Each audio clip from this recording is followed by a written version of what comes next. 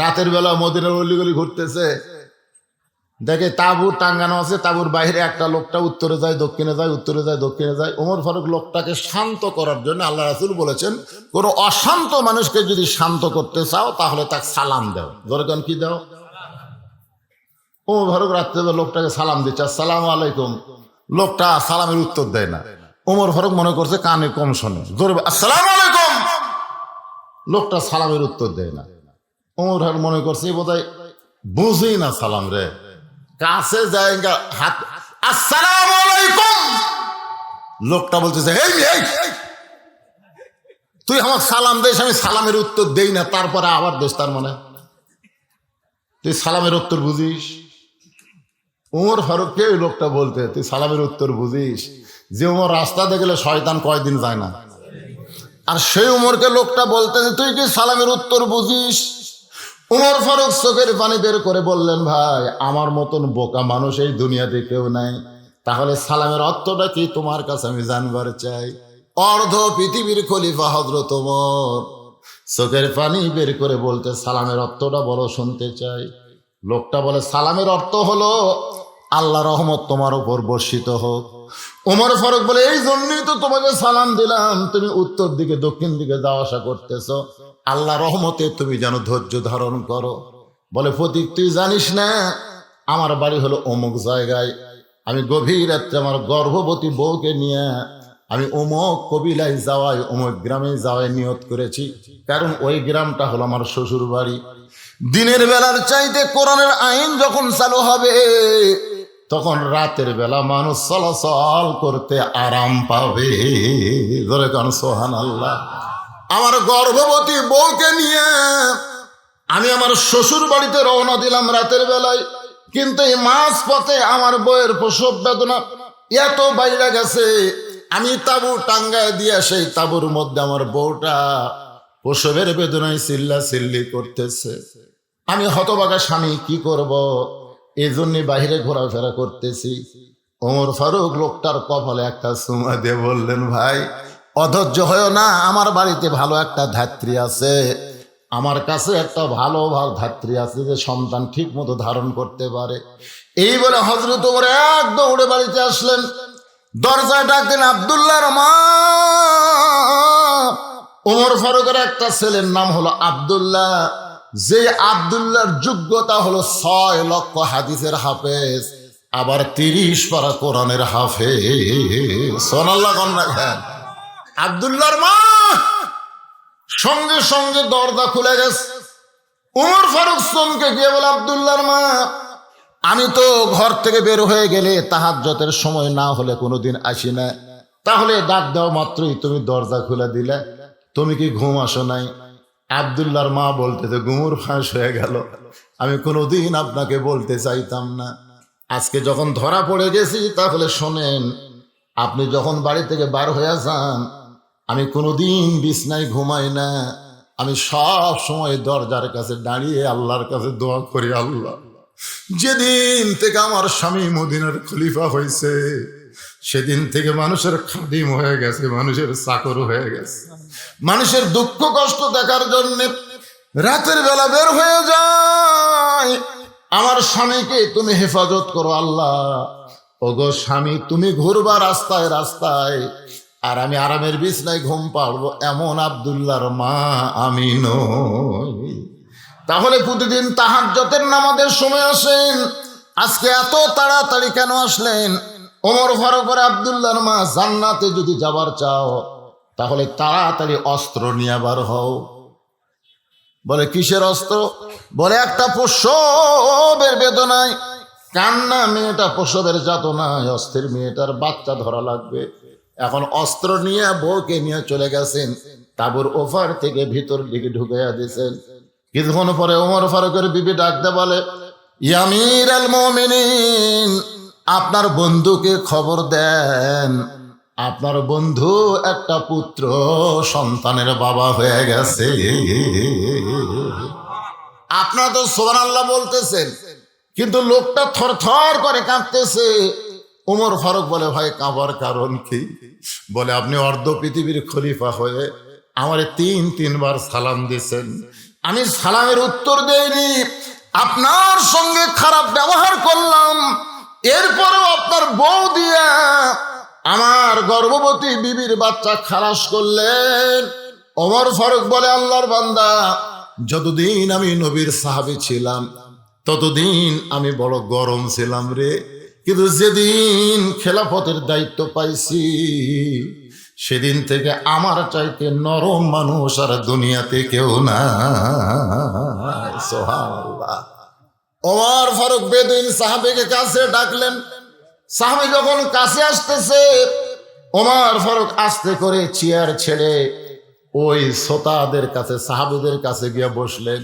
বেদুইন সাহাবীকে chair ছেড়ে দিলেন, কারণ বক্তাকে চেয়ার ছেড়ে দিয়া ওমর ফারুক যখন নিচে বসতে যাবেন, এমন সময় বেদুইন সাহাবী ওমর ফারুকের ডান হাতখানা ধরে বলতেছে, উলিল আমরি মিনকুম, আমিরকে মানতে হবে, আমির আল মুমিনিন, আপনি চেয়ারেই বসেন, আমি দাঁড়িয়ে দাঁড়িয়ে 3টা ওয়াজ করতে চাই। ওমর ফারুক চেয়ারে বসার পরে বেদুইন সাহাবী শুরু করলেন, নাহমাদুহু ওয়া নুসাল্লি আলা রাসূলিহিল কারীম। মাত্র 3টা ওয়াজ। জোরে বলেন, কয় ওয়াজ? 1 নম্বর ওয়াজ হলো আশহাদু মা লাম আরাব, আমি না দেখা জিনিসের সাক্ষী বাড়ি। 2 নম্বর ওয়াজ হলো ইন্নী উহিব্বুল ফিতনা, আমি ফিতনাকে মহব্বত করি।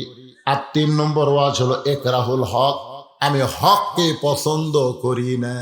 এই 3টা কথা যেই মাত্র কইছে, প্রত্যেকটা সাহাবী খালি রাগে গড় গড় গড় গড় করতেছে, রাগে খালি সকলের শরীর খালি থর থর করে কাঁপতেছে। ওমর ফারুকের রাগ উঠেছে, সিহারা রক্তের মতো লাল হয়ে গেছে, কিন্তু রাগটা কন্ট্রোল করে বললেন, ভাইজান, তুমি যে 3টা ওয়াজ করলা, এই 3টা ওয়াজ মুসলমানের সামনে চলবে না, কারণ তুমি প্রথম ওয়াজ করেছো আমি না দেখা জিনিসের সাক্ষী মারি, না দেখা সাক্ষী দেওয়া যাবে না। তুমি 2 নম্বর ওয়াজ করেছো আমি ফিতনাকে মহব্বত করি, রাসূল বলেছে আল ফিতনাতু আশাদ্দু মিনাল কতল, আল ফিতনাতু আশাদ্দু মিনাল জিনা, ফিতনা হলো জিনা কতলের চাইতেও মারাত্মক গুনাহ। আর তুমি বলেছো ইকরাহুল হক, আমি হককে পছন্দ করি না, ওয়াতাওয়াসাউ বিল হক, আল্লাহ হকের দাওয়াতের কথা কোরআনে বলেছেন।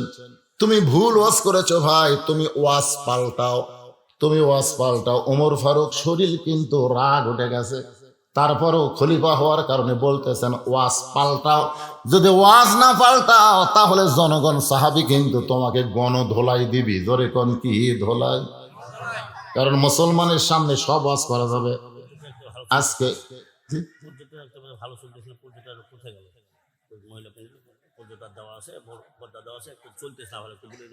এই প্রজেক্টর ভাই কোথায় গেছে? তাই তো হয়েছে, আপাতত বন্ধ আছে, চলতেছে বোধ এখন। এই প্রজেক্টর ভাই, তাই তো কই মেয়ে মানুষ হয়েছে করে কেন?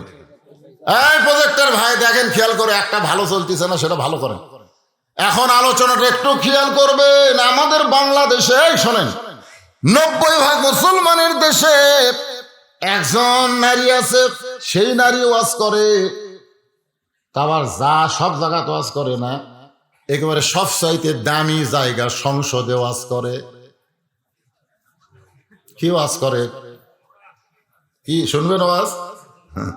আগে করের মন আখেরের কাজ, ধ্যান যোগে হয় দিলের নামাজ, ও তোমার পাঞ্জে গানা নামাজ পড়া লাগবে না, ওরে শরীয়তের মৌলানা, চোখ 2টা করলা কানা, মনের পর্দা বড় পর্দা, তোমরা খুঁজা পাইলা না, তেতুল হুজুর বুঝলো না। এই গান যখন সংসদে গাইছে, তখন স্পিকার সাহেব কি বলছে? গান পাল্টাও। পাল্টাবার কাছে বরং স্পিকার বলেছে আর একটা গান গাও, আর একটা গান গাও। কারণ যেই নামাজ সম্পর্কে রাসূল বলেছেন লা সালাত আলা ঈমান, যার নামাজ নাই তার ঈমান নাই। যেই নামাজ সম্পর্কে রাসূল বলেছেন লা সালাত আলা দ্বীন, যার নামাজ নাই তার কোনো ধর্ম নাই। যে নামাজ সম্পর্কে রাসূল বলেছেন বাইনাল আবদি ওয়াল কুফরি তরকুস সালাত, বান্দার কাফের মধ্যে পৃথক করার জিনিসটার নামই হলো নামাজ। আর মমতাজ কইল ধ্যান যোগ হয় দিলের নামাজ, ও তোমার পাঞ্জে গানা নামাজ পড়া লাগবে না। তাহলে পাঞ্জে গানা নামাজ কি আমরা পড়ি না? আল্লাহ নবী পড়ছে। ধরে আল্লাহ নবী পড়ে নাই, সাহাবীরা পড়ে নাই, তাহলে সবাই 5 ওয়াক্ত নামাজ পড়ি। আর এই মমতাজ এইরকম বাতিল একটা গান গাওয়ার পরে তার গান তো বন্ধ করে দেয়নি, বরং তাকে সংসদের এমপি বানায়া দিছে। 90% মুসলমানের দেশ। আর ওমর ফারুক যেই দেশের খলিফা, সেই দেশটা হলো এই বাংলাদেশের মতন 96টা দেশ। সুবহানাল্লাহ। পাল্টাও ওমর ফারুক, রাগ, কপাল ঘামে গেছে, পাল্টাও। তুমি যে 3টা ওয়াজ করছো, এই ওয়াজ চলবে না, পাল্টাও। বেদুইন সাহাবী বলতেছে, আমির আল মুমিনিন, আমি যে 3টা ওয়াজ করেছি আর চাইতে ভালো ওয়াজ আর পৃথিবীতে নাই, কিন্তু আপনারা বুঝবার পারেননি। যেই বলছে আমি যে 3টা ওয়াজ করছি, ওয়াজ করছে কয়টা? এর চাইতে ভালো ওয়াজ আর পৃথিবীতে নাই, আপনারা বুঝবার পারেননি। সাহাবীরা বলতেছে, আমির আল মুমিনিন, আমরা এতগুলো সাহাবী, আপনি খলিফা, আর একটা যাযাবর পাহাড়ের গুহার মধ্যে থাকে, আর এই ওয়াজ করলো, আমরা বলে বুঝবার পারিনি। আপনি পাল্টাবার করলেও পাল্টানো না, বরং উল্টো কথা আমরা বুঝবার পারিনি। ওমর ফারুক দেখলেন যে হারে সাহাবী খেপে গেছে, এক ছাড়িয়ে দিলে তো। ওমর ফারুক লোকটাকে জেলখানায় বন্দি করলেন। আজও বাংলাদেশের সরকার উচিত হলো মমতাজকে সংসদের এমপি না বানায়া এই বাজে গানের জন্য জেলখানাত বন্দি করা দরকার। আজকে যারা কোরআনের হক কথা বলে তাদেরকে জেলখানায় বন্দি করছে, আর যারা কোরআন হাদিসের বিরুদ্ধে কয়, ওরে শরীয়তের মৌলানা আমাকে বলতেছে, চোখ 2টা করলা কানা, কোরআন হলো 90 পারা, তোমরা খুঁজে পাইলা না। কোরআন কয় পারা? ধরে কোন কোরআন কয় পারা?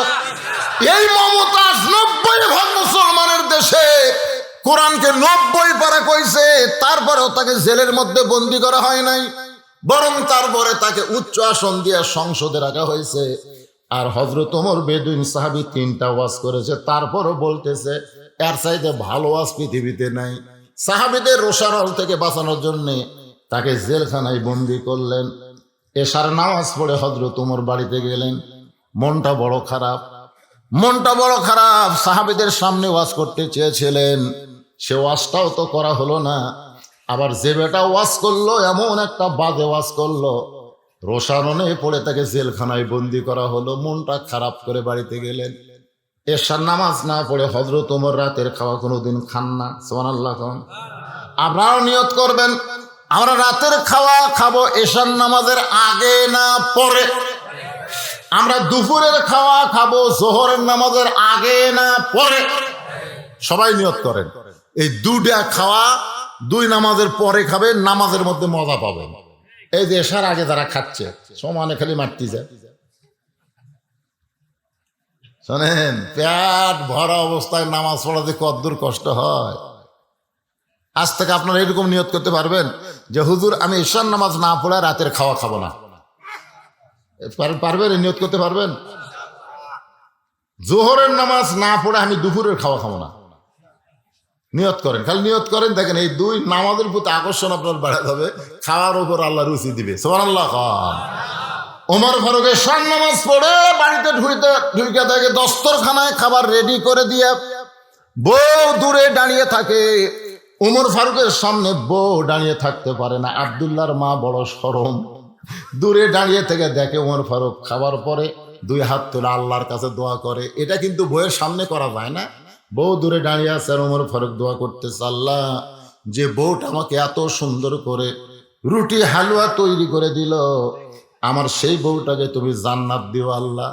আল্লাহ আমি ওমর যখন জান্নাতে যাব, আমি আব্দুল্লাহর মাকে নিয়ে জান্নাতে থাকবার চাই। জান্নাতে আমার হুর গিলমানের কোনো দরকার না। সুবহানাল্লাহ। আল্লাহ খান এইরকম দোয়া শুনে বউ খুশি হবি না বেজার হবি? কারণ ওমর ফারুক জানে যে বেহেশতে যতই হুর থাক, আমার বউয়ের চাইতে সুন্দর না। সুবহানাল্লাহ। আপনারা কি মনে করেন, বেহেশতে যতই হুর থাক আপনার বউয়ের চাইতে সুন্দর না? তার প্রমাণ হলো সূরা 3 পড়েন। আল্লাহ 4টা কসম খাইছে, জোরে কোন কয় কসম? ওয়াজ্জাইতুন ওয়া তুরি সিনিন ওয়া হাযাল বালাদিল আমিন। চারটা কসম খাওয়ার পরে আল্লাহ বলতেছেন লাকাদ খালাকনাল ইনসানা ফি আহসানি তাকওয়িম। আহসানি তাকওয়িম আলেম ওলামারা বুঝতেছে এই চেহারাটা চারবার আল্লাহ কসম খায় কইছে মানুষের চেহারা সর্বোত্তম সুন্দর করে আমি আল্লাহ সৃষ্টি করেছি। আপনারা বলেন তো আপনার বউ মানুষ না হুর মানুষ? কথা কয় না, কথা কন না কেন? আপনার হুর মানুষ না বউ মানুষ? তো তাহলে এখন আপনার বলেন আল্লাহর কোরআন অনুযায়ী হুর সুন্দর না বউ সুন্দর? জবান খুলে বলা লাগবে, যেই বলবো হুর সুন্দর না বউ সুন্দর, আপনার যেটা কোরআন হিসেবে দলিল দিচ্ছে সেটা আপনারা বলবেন। হুর সুন্দর না বউ সুন্দর? আরো জোরে বলেন কি সুন্দর? জোরে বলুন। সুন্দর পাচ্ছে না, ওরা সুন্দর পাচ্ছে, একটু জোরে কর না কেন? হুর সুন্দর না বউ সুন্দর?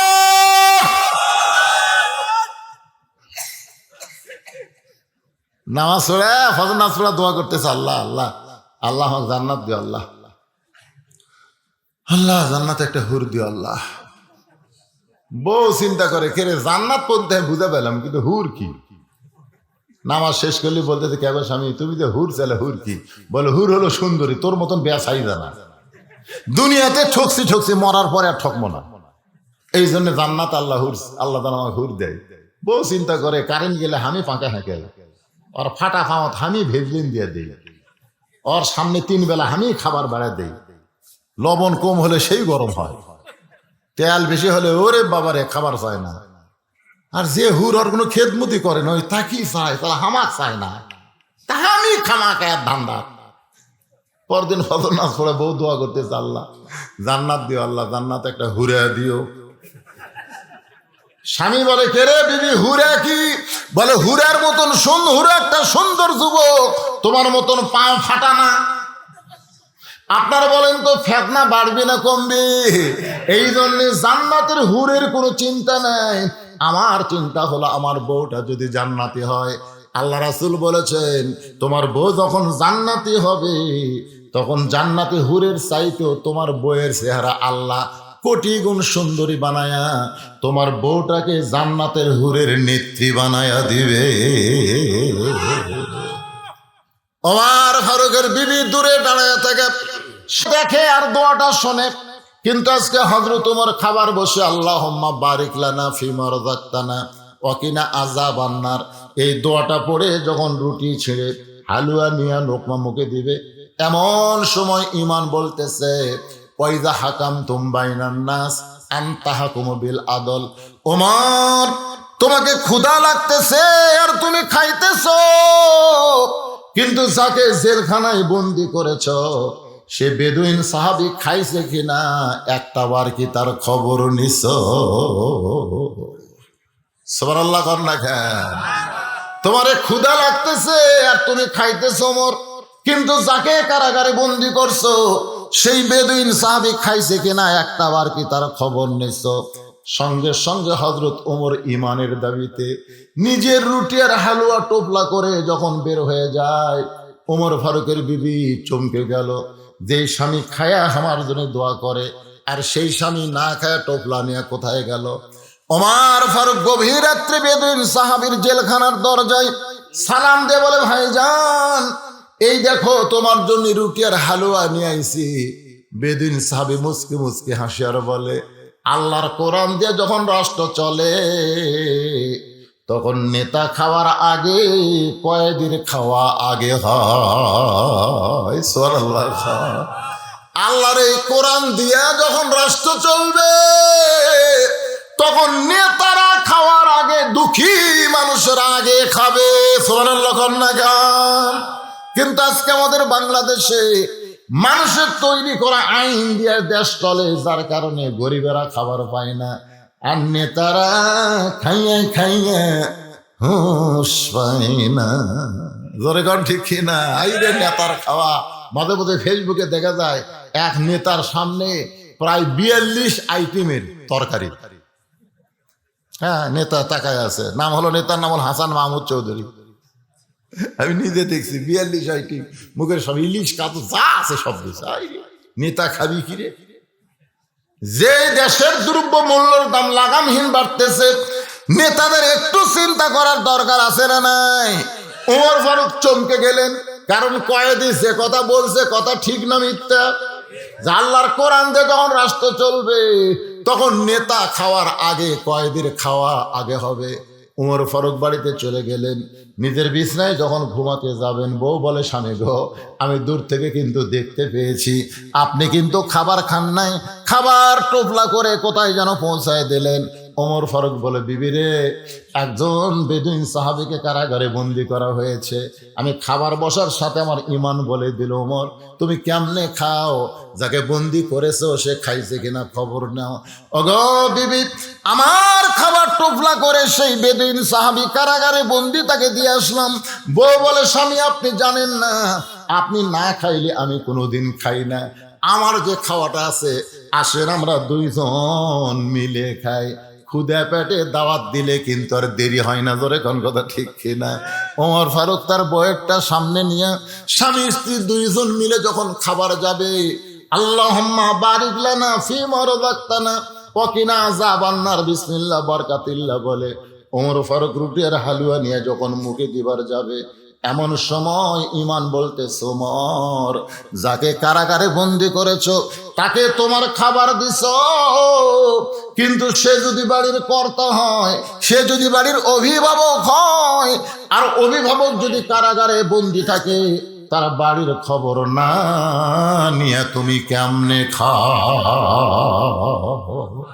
ওয়াইদা হাকামতুম বাইনান নাস আন তাহকুমু বিল আদল। আল্লাহু আকবার।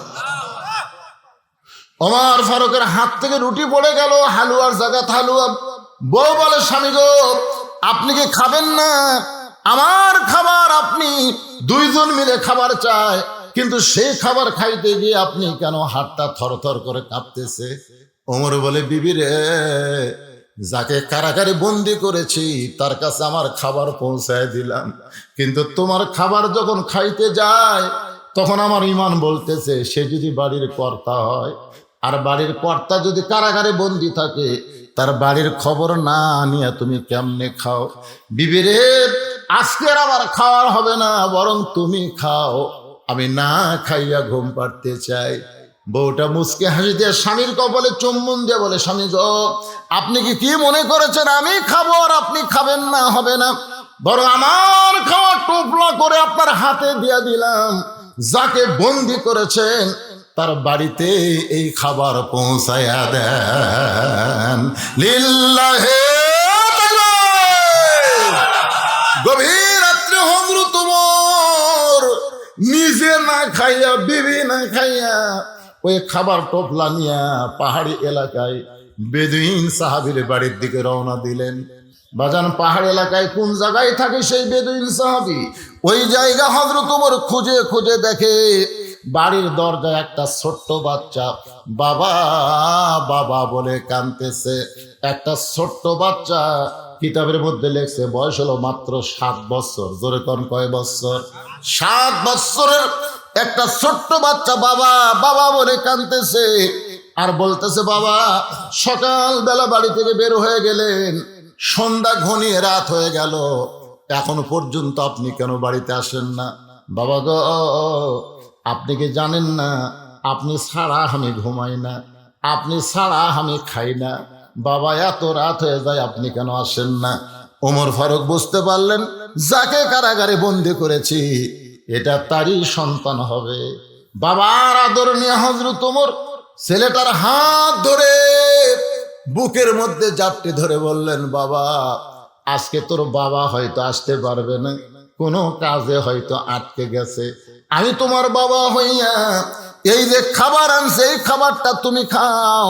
ছোট্ট ছেলে বলে, পথিক তুমি কি আল্লাহর কোরআন পড়ো না? জোরে গান সুবহানাল্লাহ। 7 বছরের একটা ছেলে ওমর ফারুককে বলে, পথিক তুমি কি আল্লাহর কোরআন পড়ো না? আল্লাহ কোরআনের মধ্যে বলেছেন, ওয়াকাযা রাব্বুকা আল্লা তা'বুদু ইল্লা ইয়াহু ওয়া বিল ওয়ালিদাইনি ইহসানান। রে দুনিয়ার সন্তানেরা, আল্লাহর ইবাদতের পরেই তোমাদের 2 নম্বর দায়িত্ব হলো বাপ মার প্রতি ইহসান করা, দয়া করা, ভক্তি করা। আমার কলিজার মধ্যে আমার বাবা ছাড়া অন্য কারো জায়গা নাই। তুমি যতই বাবার দরদ দিবার চাও, আমি তোমার দরদ গ্রহণ করব না। জোরে কর না সুবহানাল্লাহ। তুমি আমার বাবা হয়ে আমাকে দয়া করবা, কিন্তু আমার এই কলিজার মধ্যে আমার বাবা ছাড়া অন্য কারো জায়গা, জোরে কর, অন্য কারো জায়গা। আর আমাদের কলিজার মধ্যে সেই রকম গরু কিনছে রে, 1.5 লাখ টাকার গরু, গলাত মালা দিয়া। বাবার দরবারেতে কেউ ফিরে না খালি হাতে। নিজের বাপের সামনে দিয়ে যায়, কতগুলা বান্দর আছে, নিজের বাপের সামনে দিয়ে যায়, শ্বশুরও সালাম দেয়, আসসালামু আলাইকুম আব্বা, কেমন আছেন আব্বা, আম্মা কেমন আছে, চলেন আব্বা চা খাই। বাপ খালি কান দিয়ে কয়, 1টা বছর হলো শয়তান, তুই আমার কোনোদিন চা খেলে ফেললি না। আর তোর শ্বশুর যখন আসে আব্বা আব্বা করিস, তোর কলজাত কার জায়গা দিছ রে, আমার জায়গা নাই। এরকম পাটা আছে না নাই, জোরে কান আছে না নাই? এই নিজের মা বাদ আম্মা, ডাব খাবেন না গ্লুকোজ খাবেন আম্মা, শালা বাঞ্চ। এরকম পাটা কথা আছে না নাই? 7 বছরের একটা বাচ্চা ওমর ফারুককে বলতেছে, পথিক তুমি কি আল্লাহর কোরআন পড়ো না? কি তুমি কি কোরআন জানো না? যেই কোরআনে আল্লাহ বলেছে আল্লাহর গোলামির পর বাপ মা ছাড়া অন্য কারো জায়গা নাই, ইহসান করো, ভক্তি করো একমাত্র কাকে? বাপ মাকে। আমার বাবা ছাড়া আমি খাইও না, আমার বাবা ছাড়া আমি ঘুমাই না, তবে আমি বিশ্বাস করি তুমি অত্যন্ত ভালো মানুষ, তুমি অত্যন্ত ভালো মানুষ। ভালো মানুষ না হলে এত রাত্রে তুমি আমার খোঁজে আইছো 1 টোপলা খাবার নিয়ে। তুমি ভালো মানুষ হতে পারো, কিন্তু আমার বাবার জায়গায় তোমার কোনোদিন জায়গা হবে না। সঙ্গে সঙ্গে হযরত ওমর ওই 7 বছরের বাচ্চাকে কান্দে তুলে নিলেন। অর্ধ পৃথিবীর খলিফা কত নরম মানুষ দেখেন, 7 বছরের বাচ্চাকে কান্দে তুলে কান্দে করে নিয়ে আসলেন। ওই বেদুইন সাহাবী যে জেলখানায় বন্দি, ওই জেলখানার দরজা, ওই দেখো তোমার বাবা ঘরের মধ্যে বন্দি আছে। ছেলেকে নামায় দিয়া ওমর ফারুক শট করে খুব তাড়াতাড়ি সরে গেলেন। একটু সরে গিয়ে শুনতেছেন দেখি ছেলে বাবার সম্পর্ক কি হয়, বাবা ছেলের সম্পর্ক একটু দেখার দরকার আছে না নাই? ওমর ফারুক একটু সরে গিয়া শুনতেছে, ছেলে দরজাত গিয়ে বলতেছে, বাবা সকালবেলা বাড়ির থেকে বার হছো, সন্ধ্যার সময় তুমি বাড়ি যাও, তুমি বাড়ির না গেলে আমি খাই না ঘুমাই না, তুমি জানো না? বাপ বলতেছে আমি তো যাবার চাই, কিন্তু আমাকে যে বন্দি করছে। সঙ্গে সঙ্গে ছেলে চিল্লায় বলে, বাপ কে তোমাকে জেলখানায় বন্দি করছে? একবার খালি নাম কও, আমি তো সাইজ কর্ম, খালি নাম কও। ওমর ফারুক দূর থেকে শুনতেছে আর হাসতেছে। এটাই হলো আসল সন্তান, সুবহানাল্লাহ। এরাই হলো আসল বাপ। কে তোমাকে বন্দি করছে আব্বা? খালি কোন নাম কও। কে তোমাকে ভাত খাবার দেয়নি আব্বা? পান্তা দিছে। মানে ওর বাপ আসলে গরম ভাত দেয়, আর শ্বশুরও পান্তা দেয়, পান্তা, শ্বশুর পান্তা। এরকম বউ আছে না নাই? কথা আছে না না? কে দিছে আব্বা তোমার পান্তা? কে দিছে? নাম কও। যদি কয় তোর বউ দিছে,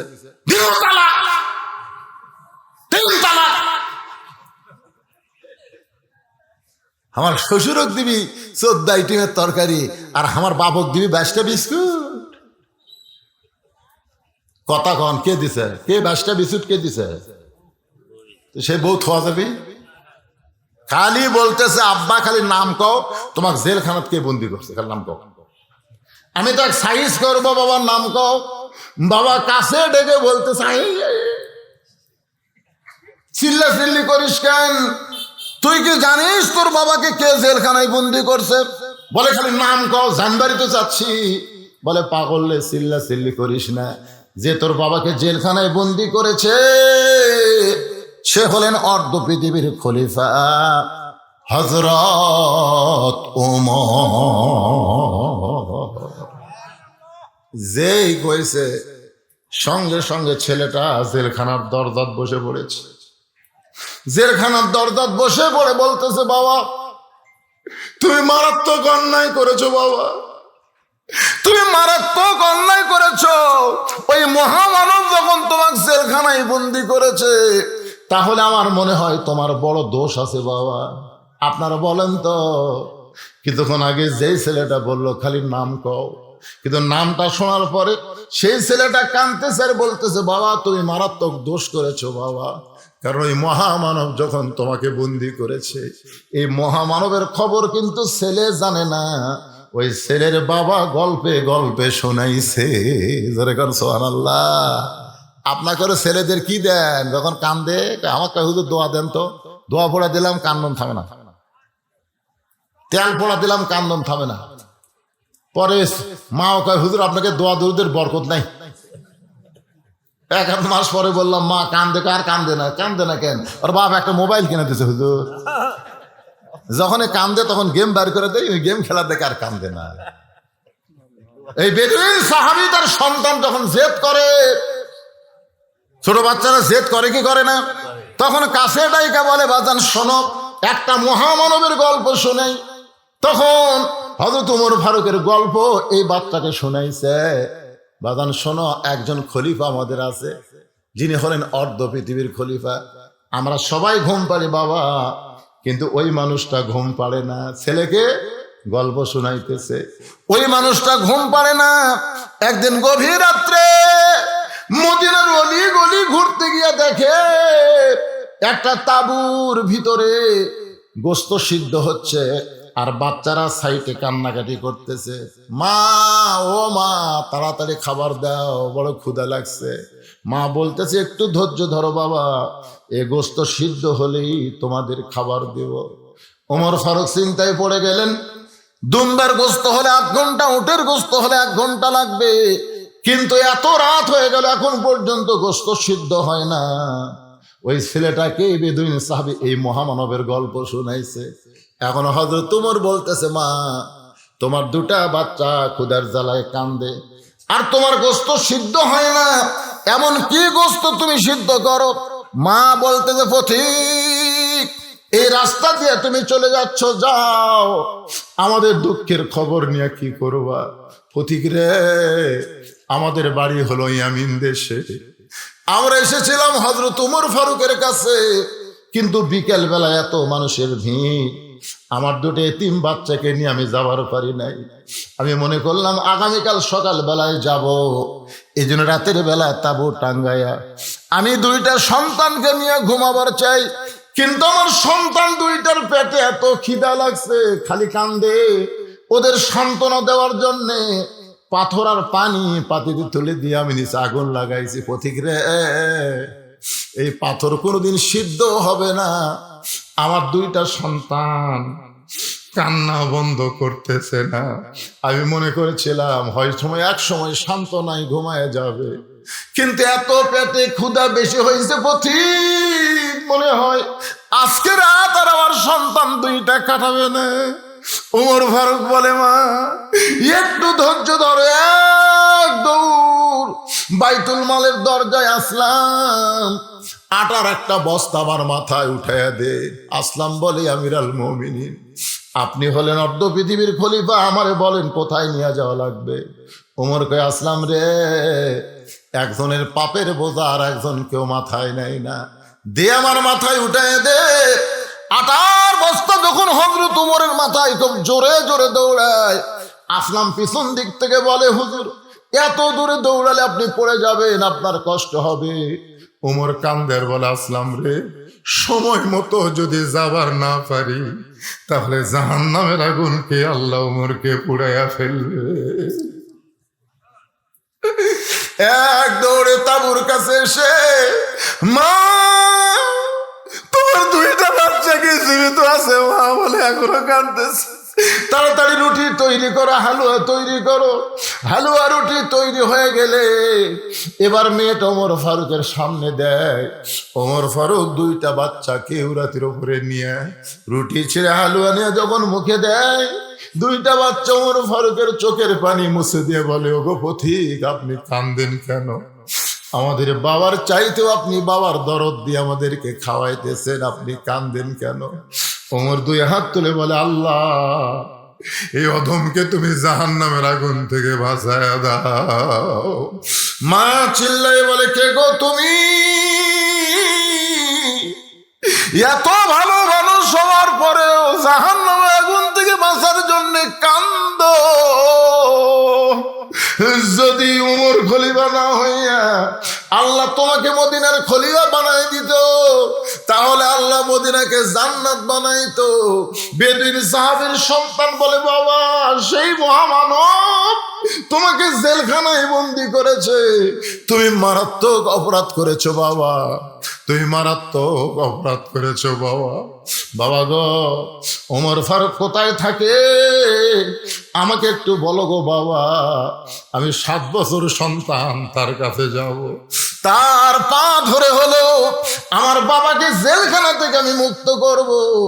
বেদুইন সাহাবী ছেলেটাকে কাছে ডাক দেয়া বলে, বেটারে ওমর ফারুকের পা ধরলে জেলখানা থেকে তোর বাপকে বাঁচাতে পারবে না। কারণ ওমর ফারুক ডিগ্রি কেন পাইছে জানিস? হক আর বাতিল কোনদিন একত্র করে না।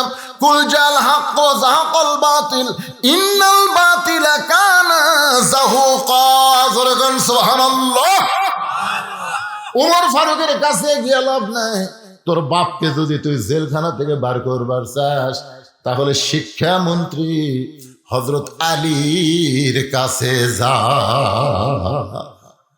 সুবহানাল্লাহ কবেন না? কারণ শিক্ষামন্ত্রী যদি এখন থাকতো, যখন আমি 3টা ওয়াজ করছি, যে 3টা ওয়াজের কারণে আমাকে জেলখানায় বন্দী হতে হয়েছে, ওই সময় যদি খালি শিক্ষামন্ত্রী থাকতো তাহলে আমাকে জেলখানায় বন্দী হওয়া লাগতো না। কিন্তু ওই সময় শিক্ষামন্ত্রী ছিল না, যার কারণে আমার অবস্থায়। যদি জেলখানা থেকে আমাকে বার করবার চাস, তাহলে শিক্ষামন্ত্রী হযরত আলীর কাছে যা। আল্লাহ নবী যখন মদিনার খলিফা, তখন আলীকে নবী শিক্ষামন্ত্রীর দায়িত্ব দিয়েছিলেন। সুবহানাল্লাহ। আবু বকর রাদিয়াল্লাহু যখন মদিনার খলিফা, তখন ওই আলীকেই শিক্ষামন্ত্রীর দায়িত্ব দিয়েছে। সুবহানাল্লাহ। আর হযরত উমর যখন মদিনার খলিফা, ওই আলীকেই শিক্ষামন্ত্রী। কারণ আনা মাদিনাতুল ইলমি ওয়া আলীউ বাবুহা। রাসূল বলেছেন, আমি হলাম ইলমের শহর, আলী হচ্ছে তার দরওয়াজা। সুবহানাল্লাহ। তাহলে শিক্ষামন্ত্রী বোঝেন, এই শিক্ষামন্ত্রী বোঝে। আজকে বাংলাদেশে শিক্ষামন্ত্রী কি নাম কি কন কথা কয় না। এই যে মাদ্রাসার শিক্ষা যে আছে, এই যে হাফেজি মাদ্রাসা যে আপনারা শিখতেছে, আপনাকে এতিম বাচ্চারা যে লেখাপড়া করতেছে, এই যে 6টার মাথার যে পাগড়ি দেওয়া হলো, বর্তমান শিক্ষামন্ত্রী এগুলো বোঝে? কথা কয় না, কথা কয়, এগুলো বোঝে? আল্লাহ রাসূল বলেছেন, খায়রুকুম মান তাআল্লামাল কুরআন ওয়া আল্লামাহ। ওই ব্যক্তি হলো পৃথিবীর সবচেয়ে সম্মানী এবং দামি, যে আল্লাহর কোরআন শিখেছে এবং অপরকে কোরআনের শিক্ষা দেয়। এইটাই যদি শিক্ষামন্ত্রী না জানে, তাহলে কিসের শিক্ষামন্ত্রী? এরা শিক্ষামন্ত্রী কয়? আকডম বাগডম ঘোড়াডম সাজো ঢাক ঢোলক ঝাঁঝর বাজো, এই মিথ্যা শিক্ষা দিয়ে মাস গেলে 50,000 টাকা গুনে এলে। আর জালিকাল কিতাবুল আরাই হুদাল লিল মুত্তাকিন, এই সত্যি শিক্ষা তারা দিচ্ছে। হায় হায় রে, শিক্ষামন্ত্রী অন্তত একটা বুঝে শুনে দেওয়া দরকার যে মুসলমানের জন্য কোন শিক্ষার গুরুত্ব বেশি, এটা জানার দরকার আছে না? কথা কন না কেন, আছে না? না, মা এসে বলতে হুজুর দোয়া করেন, এই বসে না, খালি খাড়া হয়ে পেশাব করে। বাথরুমত গেলে ওর মাও গোসল করাবার যায়, এই পেশাব কর, বসতে বসেন, ওটি খাড়া হয়ে মারে, ওই বারাও খাড়া হয়ে পেশাব করে। ওকে হুজুর দেখেন তো দোয়া দেখ বসন চাই কেনা। আচ্ছা আপনারা বলেন, যে ছেলে খাড়া হয়ে পেশাব করে, এক দোয়া দিয়ে বসন যাবি? কি তোর মাও গ্রাম সম্পর্কের ভাবি হয়, ধরছেন কি করবে? আমি কাছে টাকা আয়াতুল কুরসি বড় মাথা ঠোক দিয়ে বললাম, কিন্তু বসিস না কেন?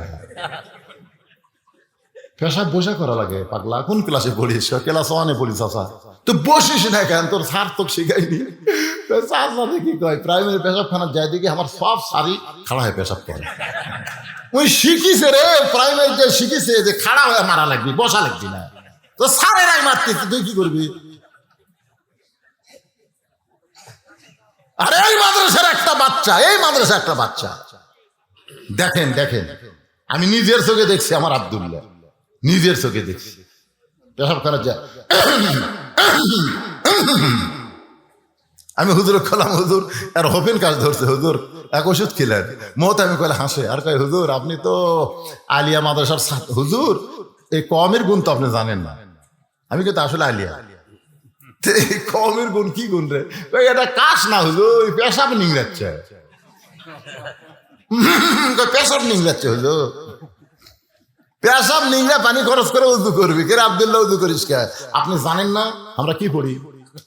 আপনি জানেন না এটা ধরবার গেলে হুজুর শরীরকে পবিত্র করা লাগবে। আব্দুল্লাহ বুকের মধ্যে নিয়ে আর কপালের চুবা দেখে আমার সারা জীবনের ওয়াজ সার্থক রে, সারা জীবনের ওয়াজ সার্থক। আমি ওয়াজ করে যে টাকা পাই সব টাকা দিয়ে মসজিদ মাদ্রাসা এতিমখানা চালাই, এটা আমার ভাই দেখে সার্থক। আগে প্রথম মনে করছিলাম যে ওয়াজ দিয়ে আমি জান্নাতত যাবো, অত সোজা লয়। অধিকাংশ বক্তারাই ওয়াজ করে জাহান্নামত যাবে, অধিকাংশ বক্তারা। পরে চিন্তা করলাম 3টা বেটির বাপ হচ্ছি, যদি আল্লাহ এই সুযোগে জান্নাত দেয়, 3 মেয়ের বাপ। পরে একটা হাদিস দেখলাম, কেউ যদি একটা আল্লাহর ঘর তৈরি করে দেয় আল্লাহ তাকে একটা জান্নাত দেয়। একটা মসজিদ তৈরি করলাম, পরে মাদ্রাসা তৈরি করলাম। তারপরে একদিন আমি কান্দি তাহাজ্জুদের সময় যে আল্লাহ জান্নাত পাওয়ার মতন যোগ্যতা মসজিদ মাদ্রাসা এতিমখানা ওয়াজ হাজি হজ বেটির বাপ তাও আমার হয়নি। আমার যোগ্যতা কেবল কদ্দুর পর্যন্ত আছে আমি জানি না, তবে তোমার দয়ায় খালি জান্নাতের বারান্দাতে একটু আমাকে দেখা দিও, আমি খালি জান্নাতের লোক দেখবো আল্লাহ। আমি ঢুকতে চাই না আল্লাহ, কিন্তু জাহান্নামের আগুন থেকে আমাকে একটু বাঁচাও। আপনি যদি জাহান্নামের আগুন থেকে বাঁচবার চান, আজকে এই মঞ্চে আপনাদের বলতে হবে, আপনাদের মাসুম বাচ্চার হাতে এই কোরআন শরীফ তুলে দিতে হবে, তুলে দেওয়া লাগবে। কারা কারা মাসুম বাচ্চা ছোট বাচ্চার হাতে আল্লাহর কোরআন দিবার চান? 2 হাত তুলে আল্লাহ দেখান তো দেখে। লিল্লাহি তাকবীর। হাত। ভবিষ্যৎ জেনারেশন ভালো চাবেন না? আমার এলাকায় জায়গার দাম বেশি আছে, বলছে বাপের কবর একদিন জাতিকে বাগুনের বাড়ি বানাচ্ছে। কে রে? হুজুর বাপ মরে গেছে, মরে গেলে কিন্তু থাকে কন্ত, এই জন্য জায়গাটা খামাকা ফেলে দিল। আপনি এটি বাগুন লাগালে আমার বাগুন কিনা লাগে না হুজুর? বাপের কবর ওই বাগুন বাড়ি বানাতে, বাগুনের গাছ লাগাতে। আর মাদ্রাসাত পড়ান, আপনার ছেলের হাতে কোরআন দেন, ওই প্রত্যেক ওয়াক্তে প্রত্যেক নামাজে রব্বির হামহুমা কামা রব্বায়ানি সগীরা বলে কানবে। আর প্রত্যেক জুমার দিনে ফজরের নামাজের পরে বাপের কবরের পাশে দাঁড়াবে। বাবা আপনি আমাকে একদম বাগডুবে দেননি বাবা, আপনি আমাকে শয়তানি শিক্ষা না দিয়ে মাদ্রাসায় ভর্তি করে দেওয়ার কারণে আমি কোরআনের হাফেজ হয়েছি বাবা। বাবা গো, আপনি ইচ্ছা করলে আমাকে নাপাক শিক্ষা দিবার পারতেন, কিন্তু আপনি আমাকে মাদ্রাসায় শিক্ষা দেওয়ার কারণে আজকে কবরে আপনি শুয়ে আছেন। ও বাবা আমি কি করবো আপনার জন্য? সূরা ইয়াসিন পড়ে রব্বির হামহুমা কামা রব্বায়ানি পড়ে দোয়া করতেছি। চোখের পানি যখন নাকের ডগায়, ফেরেশতারা ডাক দেয় বলে আল্লাহ এই ছেলেটা কবরের পাশ সেখানে কাঁদতেছে। আল্লাহ কয় তোদের বাপ মা নাই, তোরা বুঝবি কেমনে? ওটা কোরআনের মাদ্রাসার বাচ্চা, বাবার কবরের পাশে কান্দে, ওর চোখের পানি নাকের ডগায় আসার আগে আমি ওর বাবার কবরকে জান্নাত বানায়া দিলাম। আজকে শিক্ষামন্ত্রী দায়িত্ব নিছে প্রাইমারি চালাবে, একতলার প্রাইমারি ভাঙ্গা দোতলা করবে, প্রাইমারি শিক্ষকের বেতন দিবে। কিন্তু 90% মুসলমানের দেশের শিক্ষামন্ত্রী এই কোরআনের মাদ্রাসার দায়িত্ব লাইনি ভাইজান। এ দায়িত্ব আল্লাহ আপনাকে কান্দে দিয়েছে, আপনাকেও দিয়েছে। আপনার যদি সোনার চান কলিজার টুকরারা এই মাদ্রাসার দিকে না তাকাতেন, এই মাদ্রাসাগুলো বন্ধ হয়ে যেত। জোরে কোন কথা ঠিক কিনা? বন্ধ হয়ে যেত। তো যারা 2 হাত তুলে দেখাইছেন ভাই, ছেলেটা এখন ওমর ফারুকের কাছে না যায় শিক্ষামন্ত্রীর কাছে আসবে, এরপরে মজার ঘটনা বলার আগ দিয়ে 2 হাত তুলে যারা দেখালেন, এই মাদ্রাসায় আপনাদের কাছে মাদ্রাসার বাচ্চারা যাবে ব্যাগ লেখারে। ব্যাগ পাটি আছে কারা? কোথায় ব্যাগ পাটি? 10, 20, 50, 100। আর আগে আমি বলছিলাম এখানে 100টা কোরআন শরীফ বিক্রি হয়। 100টা কোরআন কয় ছাত্র আপনার মাদ্রাসা? 52টা, আজকে 100টা বিক্রি করবো না, 52টা কোরআন শরীফ বাপ মা যাদের কবরে গেছে, 52টা কোরআন শরীফ মাত্র 500 টাকা দিবেন। একটা কোরআন দানের সোয়াব আল্লাহ তাআলা আপনাদের আমল নামায় দিয়ে দিবে, বাপ মার কবরে আল্লাহ দান করে দিবে। না বলতি এক ছোট্ট বাচ্চা, কেন তোর নাম কি রে? হ্যাঁ, হায় হায়, আল্লাহর কাছে দুটা নাম সবচেয়ে পছন্দ, একটা হলো আব্দুল্লাহ আর একটা আব্দুর রহমান। কি কাম করলো আব্দুল্লাহ, দেখলেন? সর্বপ্রথম এই মাদ্রাসায় কোরআন শরীফ বাবদ 500 টাকা আব্দুল্লাহ দান করে দিয়েছে। আল্লাহ, আব্দুল্লাহর বাপ মনে হয় বাঁচে আছে। দাদা দাদির খবর কি? দাদা দাদির কবরকে আল্লাহ জান্নাতের বিছানা বিছায় দাও, জোরে খান আমিন। ভাইজান আসেন ভাই, মাত্র 52 জন, আর চাদরের মধ্যে গামছার মধ্যে যেটা পারেন দেবেন। 52টা কোরআন শরীফ বিক্রি হবে এখানে, 52টা কোরআন। যাদের বাপ মা কবরে গেছে, বাপ মার কবরকে জান্নাত বানানোর জন্য, বাপের জন্য একটা কোরআন শরীফ দিতে পারবেন না, বাপের বাড়ি ঘর সহযোগিতা আমের বাগান সব কিছু নিয়ে বসে আছেন, 3টা পাওয়া গেছে 52র মধ্যে, 3টা হয়ে গেছে, 3টা হয়ে গেছে। আর মাত্র 49টা হাজার হাজার মানুষ আমার মায়েদেরকে বলতেছে, মা আপনারাও আল্লাহর রাস্তে দান করবেন। মহিলারা কিন্তু বাপ মাকে খুব ভালোবাসে, বাপ মরে গেছে, বাবার কথা মনে করে কোরআন বাবদ 500 টাকা দিবেন। বাইরে টাকা পয়সা নিয়ে কোথায় যাবেন? দুনিয়ার সম্পদ দুনিয়াতে রবে, খালি হাতে ফকির হয়ে মানুষ কবরেতে যাবে। একজনও নড়বেন না, ওই যে দাঁড়ায় আছেন, কেউ যেন ওই শর্ট কাবার না পারে। ছেলেরা কোথায় রে? গামছেলের নামে না কেন, কোথায় রে? কোন পিছনে আছে? মাদ্রাসার বাচ্চা রে, বেগলা কুড়ি রে, ঘুমাচ্ছে নাকি এরা? ও বার হয়েছে, বার হয়েছে, মাশাআল্লাহ। এদিকে আরেকটা পাওয়া গেছে, 6টা হয়ে গেছে, 6টা হয়ে গেছে। শ্বশুরের জন্য দোয়া চাইয়া কোরআন শরীফ বাবদ 500 টাকা দান করছে। এ বাবা জামাই, তোমার নাম কি রে? শেখ সাদি।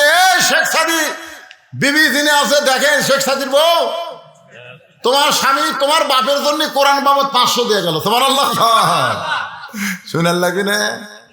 অন্যগুলা চিন্তা করি আমি কার সাথে বিয়ে করছি রে, আমার বাবা তো মরে গেছে।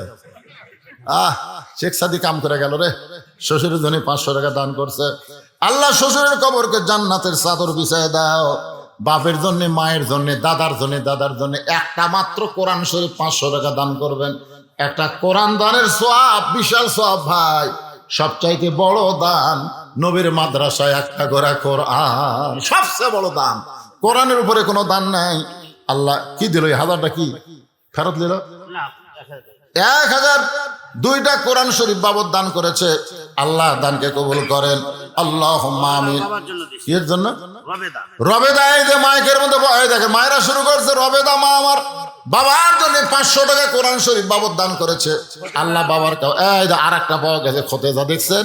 মেয়েরা কি দেয় দেখছেন? মেয়েরা বাপ মাকে খুব ভালো, আর বাপ মারা খালি বেটাকে ভালো সম্পত্তি দেয়, আর মেয়ে করে ঠকায়। মরে গেলে কিন্তু ওই মেয়েরা বাপকেই সবচেয়ে বেশি ভালোবাসে। আমার মা খতেজা রবে 500 করে দান করেছে বাবার জন্য। আল্লাহ কবর করেন। কে দান করছে? জুলেখা বাবার জন্য 500 টাকা দান করেছে। আল্লাহ জুলেখার বাবার কবরকে জান্নাতের টুকরা বানায় দেন। আল্লাহুম্মা আমিন, আল্লাহুম্মা আমিন। কবুল করো মোদের কামনা। দানকারীকে দিবেন জান্নাত, আল্লাহ নিরাশ করবেন না। কেশিয়ার সাহেব বাবার জন্য, মায়ের জন্য। কে ভাই কেশিয়ার? এই থেকে এটা তো কোরআনের জন্য দিলেন। বাবার জন্য, মায়ের জন্য 2টা কোরআন বাবদ 1000 টাকা দান করেছে। আল্লাহ কেশিয়ারের বাপ মা দূরে মারা গেছে। আরে 2 জনের কবর কে? আরে বাবা মার যার নাই এই দুনিয়াতে তার আর কেউ নাই। বাপ মার জন্য কোরআন বাবদ 2টা কোরআন বাবদ দান করছে। কে 6 মন লিল্লাহি তাকবীর। আবার 6 মন ধান দান করছে নবীর মাদ্রাসায়। মারহাবা খান।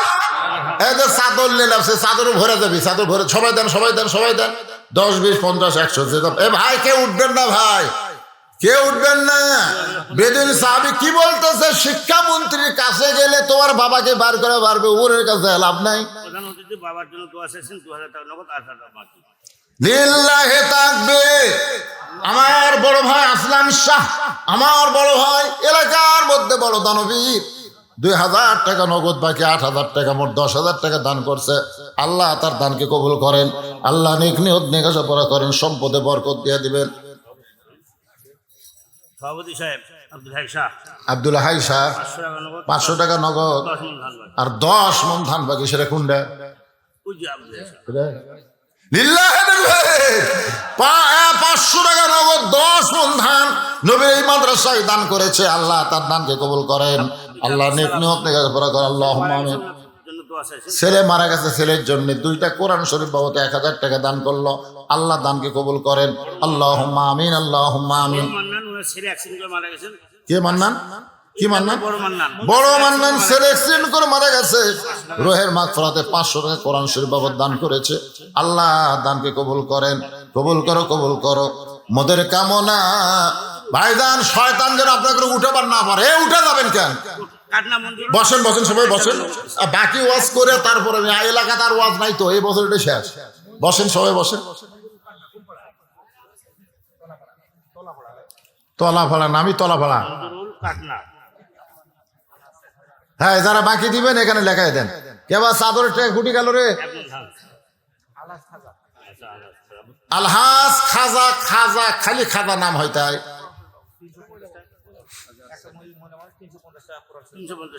300 টাকা 50 টাকা কোরআন শরীফ বাবদ একজন মহিলা দান করছে, আল্লাহ কবুল করেন। কিসের সাহেবের শ্বশুর সভাপতি সাহেব অসুস্থ দোয়া চাইছেন। অসুস্থ দোয়া চাইয়া কয় হাজার? 4,000 টাকা। 4,000 টাকা দান করেছে। অসুস্থ মানুষ দোয়া চায়, আল্লাহ তাকে পুরাপুরি সুস্থতা দান করেন। জোরে কোন আমিন। মামুন সর্দার মামুন সর্দারকে দিল ধর্মপুর, ভাস্তা মারা গেছে। ভাস্তার জন্য 2 বস্তা সিমেন্ট দান করেছে। আল্লাহ ভাস্তার কবরকে জান্নাতের টুকরা বানায় দেন। সভাপতি আলাস আসাদুজ্জামান স্টার 10,000 টাকা দান করেছেন। প্রধান সভাপতি আলহাজ আসাদুজ্জামান কি স্টার? স্টার, ওই যে এমএলএ দেখেন স্টার। স্টার 10,000 টাকা দান করছে। স্ত্রীর জন্য দোয়া চাইছেন। স্ত্রীর জন্য দোয়া চাইছে। স্ত্রী মারা গেছে, আর স্ত্রী মারা গেছে। আমাকেও বলে গেছে হুজুর দোয়া করবেন স্ত্রীর জন্য। আল্লাহ মা ফাতেমার সঙ্গে যেন তার স্ত্রীকে আল্লাহ জান্নাত দেয়। জোরে কর আমিন। ভাই জানে যে বসে নাই আপনারা, এই ফাঁকা জায়গাটা পুরো করে আসেন তো, সামনে আসেন তো, ওয়াজ হবে, ওয়াজ হবে। কি মনে করছেন যে আদায় করলে ওয়াজ শেষ? সামনে আসেন তো, আসেন আসেন, এই সব সামনে আসেন, উঠে আসেন। একবার বসছেন, একবার সাক্ষী হলো, আরেকবার বসলেন, আরেকবার সাক্ষী হলো, 2 বার জান্নাতের সাক্ষী হয়ে গেল। এটা জান্নাতের বাগান ভাই। ছেলে ডেজির নামে মৌলানা জানা হয়, হাফেজ জানা হয়, 500 টাকা দান করছে। আল্লাহ দানকে কবুল করেন। মায়ের নেক নিয়ত নেকাশা আল্লাহ আপনি কবুল করেন, আল্লাহুম্মা আমিন।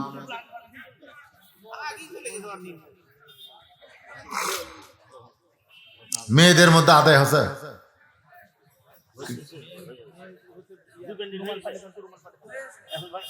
হয়ে গেছে? এ মেয়েকে আদায় ছিল, ফুটি গেল। এলা তো এই ভিতর থেকে দিয়ে এলো।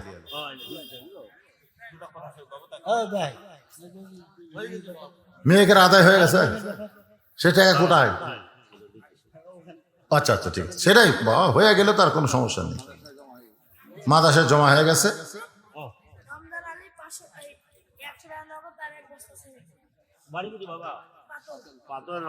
পাথর রমজান 100 টাকা নগদে 1 বস্তা সিমেন্ট দান কর। সবাই একটু জিকির করে আবার আলোচনা চলে আসতেছে। লা ইলাহা ইল্লাল্লাহ, লা ইলাহা ইল্লাল্লাহ। বসেন, যারা আশেপাশে দাঁড়ালেন, বাইরে গেলেন, এখন এসে ভিতরে বসেন। একটা আওয়াজ আর আদায় নাই। লা ইলাহা, লা ইলাহা ইল্লাল্লাহ মুহাম্মাদুর রাসূলুল্লাহ। মাদ্রাসার কি মসজিদ হচ্ছে না কি হচ্ছে? মসজিদ মাদ্রাসার মসজিদ তো, যে ঘরে তো আমরা নামাজ পড়লাম ওটা মসজিদ না আপাতত? আচ্ছা আচ্ছা, নতুন ভাবে আবার মসজিদ তৈরি হচ্ছে আল্লাহর ঘরের জন্য। কেউ যদি পারেন, এটা জোর জবরদস্তি না, ঘর আল্লাহ। রাসূল বলেছেন আল্লাহর ঘর যে বানায় দেয়, আল্লাহ তাকে জান্নাতে একটা ঘর দিয়ে দেয়। এই নিয়তে কেউ যদি পারেন মসজিদে 1 বস্তা 2 বস্তা সিমেন্ট দিবেন। আর ভাই এখানে লিখতেছে, আমি ওয়াজ করতেছি, এই ফাঁকে আপনারা যারা পারবেন আল্লাহর ঘরের জন্য ইনশাল্লাহ দিয়ে দেবে। আল্লাহ তৌফিক দিবে। ছেলেত্রী হযরত আলী কোন দিকে থাকে? বেদুইন সাহাবী বলে দিয়েছে অমুক রাস্তা দিয়ে যাও। রাস্তা দিয়ে গিয়ে দেখে শিক্ষামন্ত্রীর বাড়ি। বাড়ি তো নয়, যেন কয়েকতলা অট্টালিকা। বাড়ি তো নয়, ওটা কি রে? খেজুর পাতার ছাউনি দিয়া গাছের ছায়ায় ঘুমায় যারা, আষাঢ়ে মুবাশশির তারা। ধরে গান সুবহানাল্লাহ। দুনিয়াতে তারা চায় নাই, এই দুনিয়াতে আল্লাহ তাদের জান্নাতের সার্টিফিকেট দান করেছে। তার মধ্যে 4 নম্বর ব্যক্তির নাম কি জানেন না? জান্নাতের সার্টিফিকেট পাওয়া 4 নম্বরের নাম জানেন না? শিক্ষামন্ত্রীর নাম কেমনে জানবেন তাহলে? 1 নম্বর আবু বকর, 2 নম্বর ওমর, 3 নম্বর ওসমান, 4 নম্বর আলী। একটা ছোট কথা বলি, সভাপতি সাহেবের বোন বেগম চিল্লাবাড়ি 10 কাঠা জমি মাদ্রাসা দান করলেন। লিল্লাহে তাকবীর। সভাপতি সাহেবের বোন নাম হলো বেগম চিল্লাবাড়ি, 10 কাঠা জমি দান করছে। জোরে গান মারহাবা। 10 কাঠা জমি কয় টাকা হবে?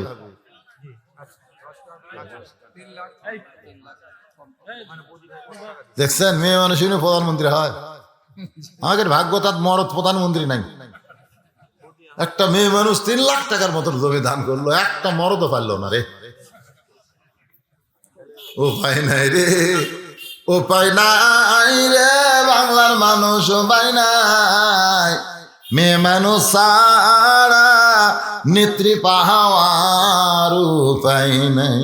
আপনারা ব্যবসায়িক বডি 1,500 টাকা নগদ আর 2 বছর সঙ্গে এগুলো সব লেখেন, আর বলা যাবে না। ওয়াজ আদায় দুটো একসাথে হবে তাই। হ্যাঁ, কোন কে কি বদি কি দিল? ব্যবসায়িক বডি 1,500 টাকা নগদ, ব্যবসায়িক বদি 1,500 টাকা নগদ দিছে, 2 বছর সঙ্গে। আবার 2 বস্তা সিমেন্ট করছে দান। আল্লাহ তার দান কবুল করেন। আল্লাহ নেক নিয়ত নেক আশা পুরা করেন। আল্লাহুম্মা আমিন। আমিনো আমিনো আল্লাহ আমিনো। দানকারীর জন্য তোমরা জান্নাতেরও জামিনো। আদায় যে 2 রকম হয়, বুঝেন না? যে এসআর গাড়ি, তারপরে আপনার হানিফ গাড়ি, তারপরে যে সব ফতে আলী গাড়ি, এসি গাড়িগুলা, এই গাড়িগুলোর সব টিকিট কাউন্টারে হয়, কাউন্টারে টিকিট হয়। তো আজকে আবার কাউন্টারে কাম সারছে, বুঝলেন না? ঘরের মধ্যে কাম সারছে। আমি যখন আসি তখন থেকে হাই সেই হারে হচ্ছে। মোটর সাইকেলের ভিড়ে আমার গাড়ি আর গেটের মধ্যে ঢুকা পারলাম না, এত মোটর সাইকেল হয়। খালি খাই হয়তো স্টার্ট দিয়েছিল, ওরা ওয়াজও শোনেনি, ওকে ভাগ্য শোনাও হবি না। আপনারা যারা বসে আছেন একটু শোনেন। ছোট বাচ্চা শিক্ষামন্ত্রীর বাড়ির দরজায় 2টা বাচ্চা খেলাধুলা করতেছে। একটার নাম হলো হাসান আর একটার নাম হলো হোসাইন। আল্লাহ নবী ফাতেমাকে দুনিয়া থেকে বিদায় নেওয়ার সময় কানে কানে একটাও কথা বলেছে, ফাতেমা তুই কি বলতে পারবি মা, আমি দুনিয়া থেকে বিদায় নিলে সবচাইতে বেশি কষ্ট কে পাবে? ও ফাতেমা, তুই কি বলতে পারিস আমি নবী দুনিয়া থেকে বিদায় নিলে সবচাইতে বেশি কষ্ট কে পাবে? ফাতেমা কান্দার বলে, বাবা আমার চাইতে বেশি কষ্ট কেউ পাবে না। আল্লাহ রাসূল বলে, ফাতেমা শুধু তুই না মা, তুই সহ আমার যত সাহাবী আছে সমস্ত সাহাবী মিলে যে কষ্ট পাবে তার চাইতে বেশি কষ্ট পাবে আমার হাসান হোসাইন। মারে আমার হাসান হোসেনের জন্য আমারও বড় কষ্ট হয়। আমি দুনিয়া থেকে যাওয়ার 6 মাস পরে তুই চলে যাবি মা দুনিয়া ছেড়ে, তোর হাসান হোসেনকে তখন কে দেখাশোনা করবে? সেই 2টা ভাই দরজার সামনে খেলাধুলা করতেছে। 7 বছরের বাচ্চাকে সালাম দেয়, কে গো আপনারা নাম কি? বলে হাসান হোসেন। শিক্ষামন্ত্রী হযরত আলীরে চেনেন? হাসান হোসেন বলে আমার বাবা হযরত আলী। বলে আমি তার খোঁজে এসেছি, আমি তার খোঁজে এসেছি। একটা শিক্ষামন্ত্রীর বাড়িতে গেছে, একটা 7 বছরের বাচ্চা একটা চেয়ারম্যানের বাড়িতে গেলে চকিদার ধরে দেওয়া লাগে। জোরে কোন কথা ঠিক কিনা? কথা কন না যায়। এমপির বাড়িতে গেলে চামচার অত্যাচারে বারান্দার থেকে নামা দেখবি, এত চামচা ভাই, এমপির সাথে কথা বলার কোনো চান্স নাই। কিন্তু ভোটের আগে এমপি গাড়ির থেকে নামে ফকিরক সালাম দেয়, গাড়ি থামে ফকিরক সালাম দেয়। হযরত আলী ঘরের ভিতর থেকে শব্দ শুনতে পেয়ে বের হয়ে বলে, কে গো তুমি? বলে, আমার বাবাকে হযরত ওমর কারাগারে বন্দি করছে। হযরত আলী বলতেছেন, তোমার বাবাকে যখন ওমর ফারুক কারাগারে বন্দি করেছে, তাহলে নিশ্চয় তোমার বাবার অপরাধ রয়েছে, কারণ ওমর ফারুক যেমন তেমন মানুষ না। কোরআনের এই আয়াতটা তিনি সবচেয়ে বেশি আমল করেন, ইন্নাল্লাহা ইয়ামুরুকুম আন তুআদ্দুল আমানাতি ইলা আহলিহা ওয়া ইযা হাকামতুম বাইনান নাস আন তাহকুমু বিল আদল। 7 বছরের বাচ্চা বলতেছে, আমার বাবা কইছে আপনি নাকি তাকে পারবেন জেলখানা থেকে মুক্ত করতে, ওমর ফারুক বন্দি করেছে আর আপনি পারবেন মুক্ত করতে। আমি একটু আমার বাবার কাছে আপনাকে নিয়ে যাবার চাই। ছোট বাচ্চার সাথে শিক্ষামন্ত্রী হযরত আলী কারাগারের দরজায়। বেদুইন সাহাবীকে সালাম দেয়, বলে খবর কি? বলে খবর হলো আশহাদু মা লাম আরব ইন্নী উহিব্বুল ফিতনা ইকরাহুল হক। হযরত আলী বলেন, আল্লাহু আকবার, আল্লাহু আকবার, আল্লাহু আকবার। এত সুন্দর ওয়াজ তুমি করতেছো, আমাকে তোমার বাচ্চার মাধ্যমে ডাক দিয়ে। বলে, এই ওয়াজ করার অপরাধে আমি জেলখানা। আলী বলতেছে, এর চাইতে সত্য সুন্দর ওয়াজ তো দুনিয়াতে নাই, আর সে ওয়াজ করার কারণে তোমাকে জেলখানায়। ওমর ফারুক শুধু নয়, শত শত সাহাবী ছিল, সবাই মিলে আমাকে পাগল বানায়া বাইরে রাখলে বিপদ হবে বলে আমাকে জেলখানায় বন্দি করলো। আলী বলতেছে, ছোট বাচ্চাকে চলো তাহলে আমরা হযরত ওমর ফারুকের কাছে যাই। জোরে কোন সুবহানাল্লাহ। ছোট বাচ্চার হাত ধরে হযরত আলী ওমর ফারুকের দরবারে। বাচ্চা তাকায় দেখে মেম্বরে বসে যেই মানুষটা, ওই মানুষটা যে হযরত ওমর, সেইটা তো ওই বাচ্চা জানে না। দৌড়ে গিয়া গলা ধরে কপালে একটা চুমা খায়। ওগো ভালো মানুষ, গভীর রাত্রে আপনি আমার সামনে খাবার নিয়ে গেছিলেন।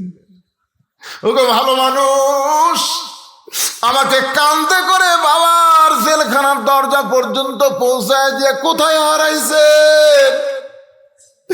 আর আপনাকে খুঁজে পাই না। কখনো কপালে চুমা খায়, কখনো দাড়িতে চুমা খায়। হযরত আলী বলে, রে ছোট্ট ছেলে, তুমি যার কপালে চুমা খাও, দাড়িতে চুমা খাও, যে তোমার কাছে খাবার নিয়ে গেছিল, যে তোমাকে কান্দে করে বাবার জেলখানা পর্যন্ত পৌঁছায় দিছে, ওই মানুষ আর কেউ না, ওই মানুষটাই হলো মুসলিম মিল্লাতের খলিফা।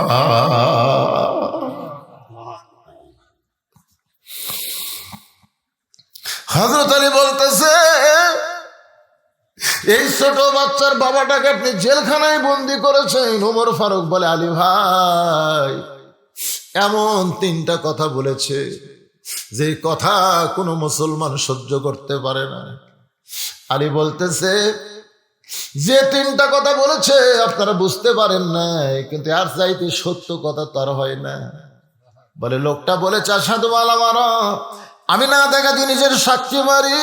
জন্ম নিছে 69 সালে, আর 71 সালে রাজাকার তার বিরুদ্ধে সাক্ষী দিয়েছে। জোরে কোন কথা ঠিক কিনা? খোঁজলা দেখা গেল ওই যুদ্ধের সময় ওর বয়স হলো 2 বছর, আর ওই সাক্ষী দিয়েছে নারী নির্যাতন করছে, মানুষ মনে করছে। এমন সাক্ষী আমাদের বাংলাদেশে আছে না নাই? না দেখা সাক্ষী দেয়, না দেখা সাক্ষী দেওয়া কত বড় মুনাফিকি। বেদুইন সাহাবী বলেছে, আশহাদু আল্লাহ আরব, আমি না দেখা জিনিসের সাক্ষী দেই। হযরত আলী বলতেছেন, আপনিও দিচ্ছেন, আমিও দিছি, গোটা বিশ্বের সমস্ত মুসলমান না দেখাই তো সাক্ষী দিছে, আশহাদু আল্লাহ ইলাহা ইল্লাল্লাহু ওয়াহদাহু লা শারীকা লাহু। ওগো খলিফা, আপনি কি আল্লাহরে দেখছেন নাকি? বলে না।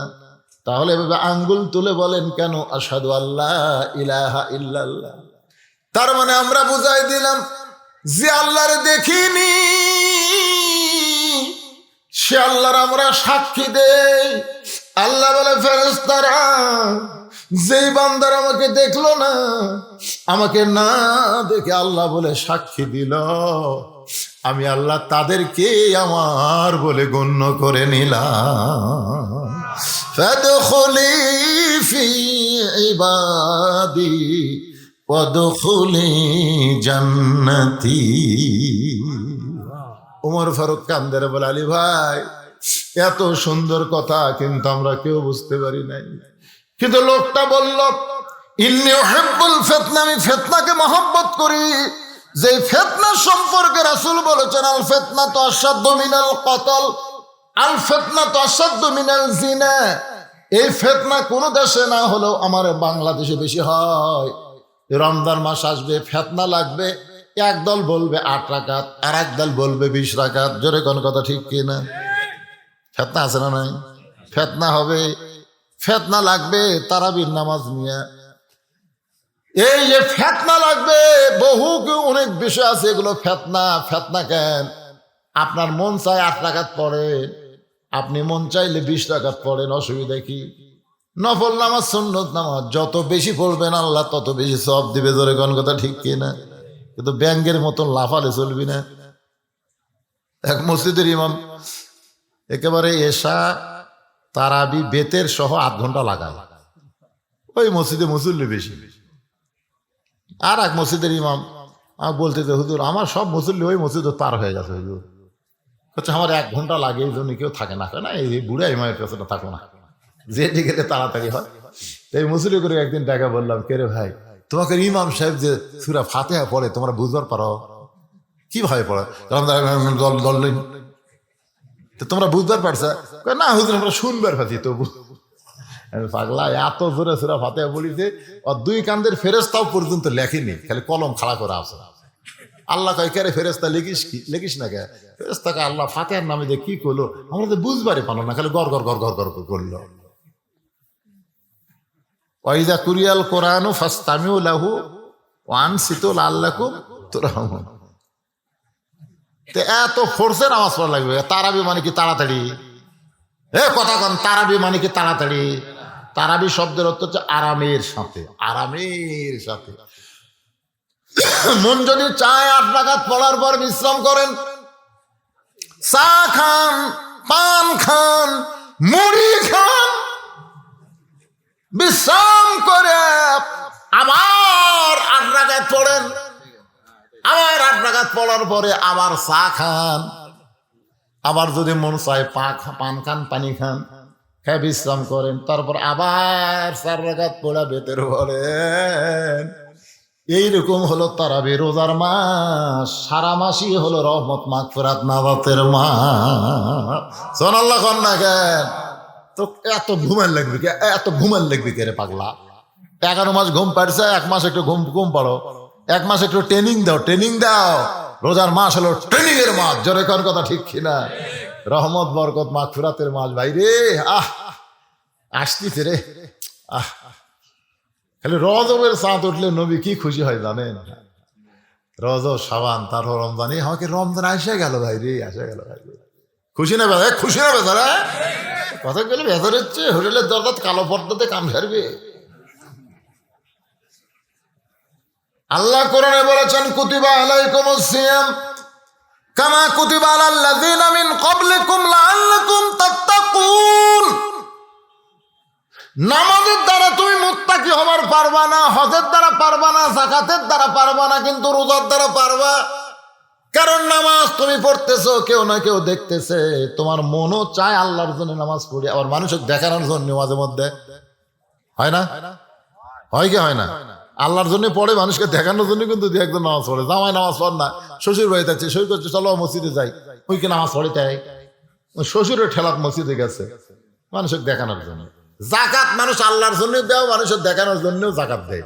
হজ মানুষ আল্লাহর জন্যও করে, আবার আলহাজ না লিখলে বেজার হয়ে যায়। জোরে কোন কথা ঠিক কিনা? কিন্তু রোজা মানুষ দেখানোর জন্য করে। তো দেখানোর জন্য করলে গোসলখানার যখন গেল, দরজা বন্ধ, তৃষ্ণায় খালি কলিজা ছটফট করতেছে, মাথার মধ্যে ঠান্ডা পানি পড়তেছে, মুখ করছে খালি একটু হা কর, একটু হা করলি গল গল করে ভিতর দেবে, হঠাৎ যদি যায় তা ওয়াক ওয়াক ওয়াক ওয়াক করে। ফেরেশতাকে আল্লাহ জানলা দরজা বন্ধ, তোমার বান্দার এক ফোঁটা পানি খালি এই পর্যন্ত গেছে, নিচে নামি ওয়াক ওয়াক করতেছে। কাছে আমার ভয়ে, তোমার ভয় তোমাকে দেখতে, না দেখলে কি হবে রে? এই জন্য রোজাই পারে মানুষকে মুত্তাকি বানায় দিতে। ধরে কান সুবহানাল্লাহ। যে রোজাটা মানুষ কাউকে দেখানোর জন্য করে না, আর সাওমুলি আল্লাহ বলেছেন রোজা আমার জন্য, ওয়ানা উজজাবিহি আমি আল্লাহ রাইহান নামক দরজা দিয়ে নিজে রোজাদারকে রিসিপশন করে করে জান্নাতে নিব। জোরে কোন সুবহানাল্লাহ। আল্লাহর বান্দার একটু মনোযোগ দেন। 2 নম্বর ওয়াজ করলো ইন্নী উহিব্বুল ফিতনা, আমি ফিতনাকে মহব্বত করি। আলী বলতেছেন ইন্নামা আমওয়ালুকুম ওয়া আওলাদুকুম ফিতনা। আল্লাহ কোরআনে বলেছেন সম্পদ আর সন্তান তোমাদের বিপদের কারণ, এরপরেও তোমরা ফিতনা জানার পরেও মহব্বত করবা। তোমার সন্তান নামাজ পড়ে না, তোমার সন্তান সারাদিন 4G মোবাইল নিয়ে ঘোরে, 5G মোবাইল নিয়ে ঘোরে, তোমার সন্তান পেশাব করে পানি দেয় না, তোমার সন্তান 21 বছরে আড়া হয়ে গেছে, এটা তুমি জানার পরেও রাত্রে ভাত খাওয়ার সময় তুমি সন্তানকে ডাকতেছ আব্দুল্লাহ কিংবা বুলের তে নামি হোক, আয় আয় একসাথে বসে ভাত খাই। ফেরেশতারা আল্লাহ কত মহব্বত করে তার সন্তানকে একসাথে বসে লিয়ে ভাত খায়, অথচ সন্তান খারাপ। আল্লাহ বলে এই সন্তানের বিপদের কারণ, এই সম্পদ পকেট ভরা টাকা মসজিদের দান বাক্স মুখের সামনে দেয়া যায়, দান বাক্স সামনে দিয়ে যাচ্ছে, আপনার পকেট খালি গিজ গিজ করা টাকা আছে, আপনি চোখ বন্ধ করে দেখলেন 500 টাকার লোট, 1000 টাকার লোট, 200 টাকার লোট, 100 টাকার লোট, 10 টাকার লোট নাই, 5 টাকার লোট নাই, ঠেলা মারছে, বাক্স ঠেলা মারছে। এই সম্পদের বিপদের কারণ, যেই সম্পদ পকেটে থাকার পরেও আল্লাহর ঘরের জন্য আল্লাহর দান বাক্সে ঢুকলো না, যেই সন্তান হওয়ার পরেও আল্লাহর হুকুম মানে না, এই সন্তান বিপদের কারণ, এরপরেও সন্তান আর সম্পদকে মানুষ মহব্বত করে। এই কারণেই বেদিন সাহাবী বলেছে আমি ফিতনাকে মহব্বত করি, আমি আমার সন্তানকে মহব্বত করি। ওমর ফারুক বলতে চালি ভাই আমরা কেউ বুঝতে পারি নাই, আসলে কথাটা তো সত্যি বলেছে, কিন্তু লোকটা যে বলল ইকরাউল হক, আমি হককে পছন্দ করি না। আলী কান্দারে বলেন জাআত সাকারাতুল মাউত হাক্কুন, প্রত্যেকটা মানুষের জীবনে মৃত্যু হক। হিন্দু বলেন, খ্রিস্টান বলেন আর বৌদ্ধ বলেন, সবাই বিশ্বাস করে মৃত্যু তার জীবনে সত্য। জোরে কোন কথা ঠিক কিনা? আপনারা বলেন আমাদের জীবনে মৃত্যু সত্য না মিথ্যা? সত্য মৃত্যু, তারপরে আমরা মৃত্যুকে পছন্দ, কথা হয় না পছন্দ, মৃত্যুকে বন্ধ করেন। স্বামীর ক্যান্সার হতে, স্বামীর ক্যান্সার 1 মাস পরে মরবি, বউ বলতেছে আল্লাহ আমার হায়াত স্বামীর দেখ, স্বামীর হায়াত আল্লাহ আমাকে দেখ। স্বামী কয়েকের পাগলে আমি 1 মাসে পরে মরবো, আমার হায়াত কি করবো? নিয়মিত আপনি ভালোবাসি না, জীবন দা ভালোবাসি, আপনি বেঁচে থাকেন, আমি মরবো। স্বামী কয় আল্লাহ আমাকে একটা বউ দিছে রে, এরকম বউ পাওয়া ভাগ্যের ব্যাপার, তাহলে 100 বছর বাঁচলে তাও ভালো হতো, 1 মাস পরে মৃত্যু হইত। স্বামী স্ত্রী ঘরে ঘুমাইছে, ঘরে একটা আড়িয়া গরু, ধরে কোন কি গরু, আড়িয়া গরু দড়ি ছিঁড়িছে, দড়ি ছেড়ে খাবার খুঁজতেছে, খাবার কোথায় পায়? বারান্দার দিকে সিলভারের পাতিলের তলা চিটালালি, আড়িয়ার খাদ্য কিন্তু চিটালালি, চিটালালি বোঝেন আপনারা তো? ওই খাবার চাই, কিন্তু ওর ওই শিং থাকার কারণে ওই পাতিলের তলের চিটালের লাগাল পায় না, জোর করে মাথা ঠেকে, কিন্তু না জিভে দেওয়া হচ্ছে না, একের জোর করে দিয়েছে, শিং ছোট তো একে ঢুকে গেছে চিটালালি খাওয়ার পরে, আর এই শিং আটকে দেওয়ার কারণে পাল্লার মাথা ছাড়তেছে না, খালি এই মানে চোখ মুখ সব ঢেকে গেছে। ওই আর কিছু দেখবার পায়, ওই গোয়াল ঘর বাদ দিয়ে স্বামী স্ত্রী যে ঘরে ঘুমাইছে ওই ঘরের মধ্যে ঢুকিছে, করে ঢুকিছে। বউ বলতেছে বাবা আজরাইল ঢুকছো ঢুকছো, খবরদার আমার দিকে যেন আসো না, ওই দিকে ক্যান্সার ঢুকি, শুধু আসো, 1 মাস পরেই মরবি, তুমি তো আশপাশে আমি জানি, ওটি তো খবরদার আমার কাছে আসো না। স্বামী চিল্লা কয়েকের কি হয়েছে রে, কি হয়েছে? আজরা লাগছে তো, ভুল করে আমাকে না ধরে তোমাকে দেখে দিলাম। স্বামী কয় সকালবেলা তুই কইলি আমার হায়াত আল্লাহ আপনাকে দেখ, আপনার মৃত্যু আমাকে দেখ, এটা মুখে বলা যায় গো, কিন্তু অন্তরে কেউ কয় না, তার মানে মরবার কেউ চায় না, জোরে কার কথা ঠিক কিনা? অথচ মৃত্যু সত্য।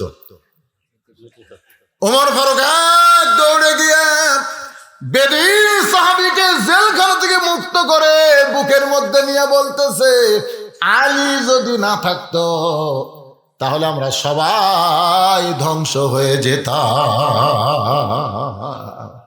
আল্লাহর বান্দারা, আজকের আলোচনার ভিতর দিয়া প্রতিটা জিনিস আমি আপনাদের সামনে ক্লিয়ার করে দিলাম। সময় কিন্তু বেশি বাকি নাই, যে কোনো সময় আমাদেরকে দুনিয়া থেকে যাওয়া লাগবে। আমাদের সন্তানের হাতে কিন্তু আমরা আল্লাহর কোরআন তুলে দিবার চাইছি। জোরে কোন কথা ঠিক না? মনে ভুলে গেছেন? মনে ভুলে গেছেন?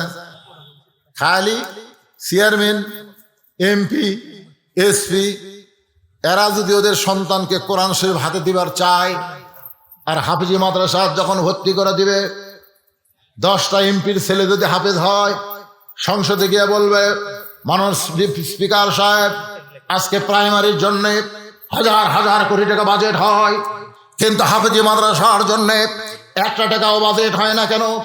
আমাদের সন্তানগুলো হাফেজি মাদ্রাসায় পড়ে, তারা শিশু বাচ্চা অবস্থায় ওযু করে, পবিত্র হয়ে কোরআন ধরে।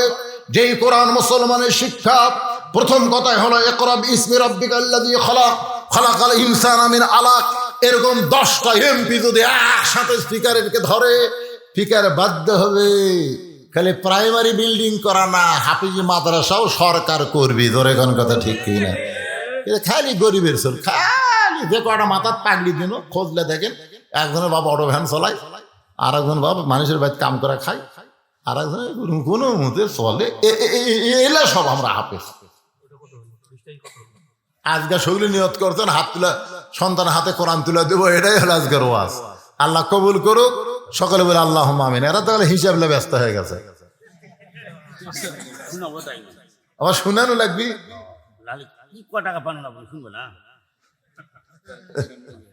ওদের খিলাফ আছেন, সেটা শোনাবে, ওটা শোনাবে। শুনেন না, শেষ আমার মনে করে দেবো। হ্যাঁ, কখন শেষ হলো? ধান্দা উন্নতি করতেছিলেন। এমন একটা মাহফিল হবে, বাড়ির যা ফজরের নামাজ জামাতের সঙ্গে আদায় করা লাগবে। তোর এখন ঠিক কিনা? তুলে দিছে আমাকে এসার পর, আলহামদুলিল্লাহ ভালো নেই। কিসের বেশি রাত করে কি হয়? সবাই ইস্তেগফার। ভাই কেউ ওটা বসা করবেন না ভাই, সবাই বসেন। এনারা চাচ্ছে যে কত টাকা মাদ্রাসাতে আপনারা দিলেন, কি আয় হলো? 6টা পাগড়ি তো দেখলেন, এটাই সবচেয়ে বড় আয়। মাদ্রাসার সবচাইতে বড় আয় 6 জন ছেলে 30 পারা কোরআন হাফেজ হয়ে গেছে, আপনারা দেখলেন, এটাই সবচেয়ে বড় আয়। টাকা পয়সা আপনারা যা দান করেন, সে টাকা দিয়ে কি ফসল তৈরি হচ্ছে। এই কয়টা লোক কথা শুনলো না, ওঠেন কেন? এখন দোয়া হবে তো। হ্যাঁ, ইস্তেগফার পড়ে আস্তাগফিরুল্লাহ রব্বি মিন কুল্লি যামবি ওয়া আতুবু ইলাইহি লা হাওলা ওয়ালা কুওয়াতা ইল্লা বিল্লাহিল আলিয়্যিল আযীম। আল্লাহুম্মা সাল্লি আলা সাইয়্যিদিনা শাফিঈনা নাবিয়িনা মাওলানা মুহাম্মদ ওয়া আলা আলিহি ওয়া সাহবিহি ওয়া বারাক ওয়া সাল্লিম। লা নোটেন ওটা কোন মাইক ধরে এখন শোনাবো। হ্যাঁ, দোয়ার পর আচ্ছা ঠিক আছে। আল্লাহুম্মা আমিন। আল্লাহুম্মা আনতাস সালাম ওয়া মিনকাস সালাম তাবারাকতা ইয়া যাল জালালি ওয়াল ইকরাম। আয় আল্লাহ তাআলা, যে হারে নিয়র পড়তেছে টপ টপ করে, সেই মাগরিবের নামাজের পর থেকে এত রাত পর্যন্ত তোমার পাগল বান্দা বান্দিরা আরামের বাড়ি ঘুমকে বাদ দিয়া কোরআন হাদিসের মোহাব্বত কলিজার মধ্যে নিয়ে এই জান্নাতের বাগানে বসে বসে কোরআন হাদিস আলোচনা শোনার শেষে আমি গুনাহগারের সঙ্গে রহমতের দরজায় ফকির হয়ে দোখানা হাত তুলেছি। মেহেরবানি করে আজকের এই মাহফিল আমাদের সকলের হেদায়েতের জন্যে, নাজাতের জন্যে, জান্নাতের জন্যে কবুল করে নাও। এই মাহফিলের শুরু থেকে শেষ পর্যন্ত যত আলোচনা হয়েছে আল্লাহ, এর মধ্যে যদি ত্রুটি হয়, ভুল হয়, মাফ করে দাও। রেজা হাদিয়া মঞ্জুর করো। সোনার মদিনায় নবী পাকের রওজা মুবারকে আল্লাহ তুমি কবুল করো। তামাম আম্বিয়া কিরাম, আসহাবে কিরাম, তাবিঈন কিরাম, তাবা তাবিঈন কিরাম, তামাম পৃথিবীর মাটির নিচে যত মুমিন মুমিনা আছে আল্লাহ, সকলে আল্লাহ ফরে হাদিয়া কবুল করো। আল্লাহ আমরা যারা হাত তুলেছি আমাদের জনম দুঃখনী মা, ছোট্ট একটা শব্দ মা, এই মা যাদের কবরে গেছে আল্লাহ মেহেরবানি করে মায়ের কবর জান্নাতের টুকরা বানিয়ে দাও। বাবার ঘর বাড়ি সবই আছে, আমি সহ আমরা বাবা হারা এতিম হয়ে গেছি আল্লাহ মেহেরবানি করে বাবার কবর জান্নাতের টুকরা বানিয়ে দাও। আমাদের দাদা দাদি নানা আত্মীয় স্বজন শ্বশুর শাশুড়িকের বিবি মারা গেছে, সন্তান মারা গেছে আল্লাহ সকলের কবরকে জান্নাতের টুকরা বানাও। আল্লাহ হাসর লক্ষ্মীপুর মাদ্রাসাকে কিয়ামত পর্যন্ত কবুল করো। এই মাদ্রাসার জায়গা জমি দিয়ে মাদ্রাসা তৈরি করে যারা কবরবাসী হয়ে গেছে আল্লাহ তাদের সকলের কবরকে জান্নাতের টুকরা বানিয়ে দাও। আল্লাহ বর্তমানে মাদ্রাসার সভাপতি, মাদ্রাসার সহসভাপতি, মাদ্রাসার সেক্রেটারি, মাদ্রাসার ক্যাশিয়ার, মাদ্রাসার সদস্য, মাদ্রাসার দাতা সদস্য, মাদ্রাসায় যারা দান করে দিছে আল্লাহ সকলকে জান্নাতি কবুল করো। আজকের মাহফিলের সম্মানিত সভাপতি একজন 500 টাকা নগদ 10 মণ ধান দিল, আর একজন সভাপতির বিবি মারা গেছে 10,000 টাকা দান করেছে। আল্লাহ তার বিবির কবর জান্নাতের টুকরা বানাও। আল্লাহ প্রধান অতিথি দান করেছে, বিশেষ অতিথি দান করেছে আলেম ওলামা, হাফেজ কারীম, মুয়াজ্জিন, হাদিস সাহেব, মুরব্বী, যুবক, কচিকাঁচা, পর্দার অন্তরালের মা বোনেরা সবাইকে আল্লাহ কবুল করে নাও। মাদ্রাসার মহতামি ভাই, আমার ওখানে যাওয়ার সময় মোটর সাইকেল অ্যাক্সিডেন্ট করে তারা হাতটা ক্ষতিগ্রস্ত হয়ে গেছে, এখন পর্যন্ত হাতটা পুরোপুরি ভালো হয়নি। আমার ভাইজানের জন্য দোয়া করে আল্লাহ পুরোপুরি সুস্থ করে দাও। আল্লাহ তার বরকতি হাতে মাদ্রাসার আরো বরকত বাড়ায় দাও। মাদ্রাসার ওস্তাদ, মাদ্রাসার তালবে ইলম যে 6 জনের মাথায় পাগড়ি দেওয়া হলো, হক্কারে হাফেজ আলেম কবুল করো। আল্লাহ এলাকার মানুষের প্রতি রহম করো। আসমানের বেলা আসমানে নাও, জমিনের বেলা জমিনে ডাবায় দাও। আল্লাহ আমি গুনাহগার বলে হাত ফিরিয়ে দিও না। যার 2 কানা হাত তোমার পছন্দ হয় সেই 2 হাতের উসিলায় আজকের দোয়া কবুল করো। যেদিন মৃত্যু হবে দিনটা যেন জুমার দিন হয়, মাসটা যেন রমজান মাস হয়। ইমানের সাথে, ইজ্জতের সাথে এই দুনিয়া থেকে বিদায় নেওয়ার কালে আমাদের জবানে তুমি জারি করে দিও লা ইলাহা ইল্লাল্লাহু মুহাম্মাদুর রাসূলুল্লাহ।